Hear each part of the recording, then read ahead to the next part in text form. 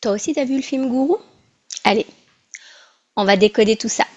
Il faut savoir que c'est pas parce que quelqu'un est universitaire qu'il n'est pas dans l'abus.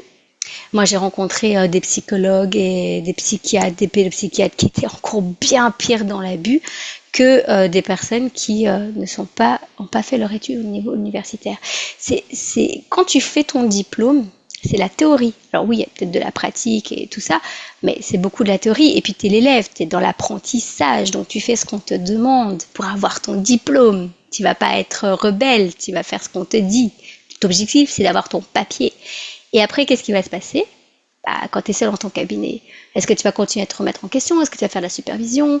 Est-ce que tu vas travailler sur tes propres blessures intérieures? Parce qu'ici, on voit dans le profil du coach une grosse blessure d'humiliation narcissique.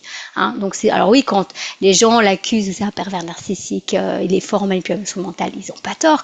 Quand le Sénat dit oui, vous êtes dans la manipulation mentale, ils n'ont pas tort, bien sûr, ils savent de quoi ils parlent.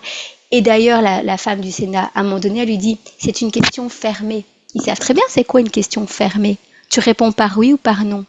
Il n'y a pas plus de manipulation que les questions fermées. Ça, nous, on le sait dans le coaching. Normalement, c'est des questions ouvertes dans le coaching. Question fermée, c'est aussi de nouveau avec le consentement de la personne.